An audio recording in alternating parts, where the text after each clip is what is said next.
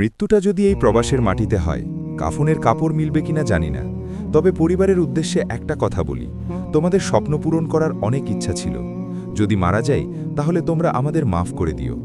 প্রবাসের শহরের আলো ঝলমলে রাস্তাগুলো যতটা সুন্দর দেখায়, ভেতরের গল্পগুলো ততটাই নীরব। অনেক মেয়ে আছে যারা দেশের বাইরে কাজ করতে আসে, কেউ শখে না, কেউ বিলাসিতায় না, বরং বাধ্য হয়ে। কারো ভাই নেই, কারো বাবা নেই, কারো মা নেই, কারো ঘরে 4-5টা ছোট বোন, ইনকামের কোনো রাস্তা নেই। কারো বিয়ে হয়েছে কিন্তু স্বামী দায়িত্ব নেয়নি, তারা কোথায় যাবে?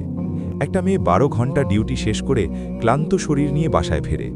ঘাম ভেজা কাপড় বদলানোর আগেই হিসাব করে আজ কত টাকা বাঁচানো যাবে।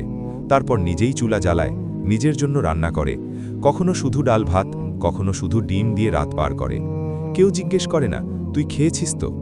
জ্বর এলে সে বিছানায় পড়ে থাকে না, কারণ তার মনে পড়ে বাড়িতে মা ওষুধের অপেক্ষায়, ছোট বোনের স্কুল ফি বাকি, ঘরের ভাঙা চাল দিয়ে বৃষ্টি পড়ে। অসুস্থ শরীর নিয়েই সে কাজে যায়, কারণ তার একদিনের ছুটি মানেই ওপাশে কারো একবেলার অভাব। মাসের পর মাস সে দাঁতে দাঁত চেপে 30 দিন তীব্র কষ্টের কাজ করে। বাবা মা ফেলে আসা, ছোট ভাই বোন ফেলে আসা, এবং বাবা থাকতেও দায়িত্ব না নেওয়া ছেলে মেয়েদের মা সেই মানুষটা যখন মাস শেষে স্যালারিটা হাতে পায়, নিজের জন্য সামান্য কিছু রেখে বাকিটা পরিবারের সবার মধ্যে ভাগ করে দেয়। আর ঠিক সেই মুহূর্তে 30 দিনের জমে থাকা কষ্টটা যেন ভুলে যায়। ফোনের ওপাশে মায়ের দোয়া, ভাই বোনের হাসি তার সব ব্যথা মুছে দেয়। সমাজ তাদের দিকে তাকায় অন্যরকম চোখে।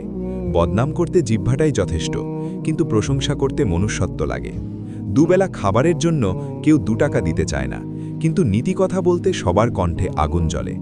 খারাপ কিছু করলে সেটা সবার চোখে পড়ে, কিন্তু না খেয়ে থাকলে, রাত জেগে কাঁদলে, পরিবারের জন্য নিজের স্বপ্নগুলো কবর দিলে সেগুলো কেউ দেখে না।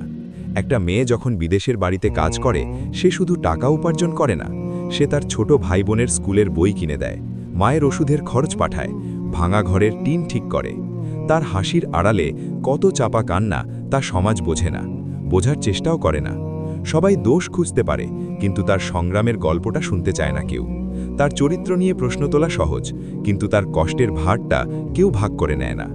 তুমি দেরিতে সফল হলেও ভয় পেও না, তাকদীর কখনো তাড়াহুড়ো করে না। যা আসবে ঠিক সময়েই আসবে, তুমি শুধু দোয়া আর চেষ্টা চালিয়ে যাও, ইনশাআল্লাহ।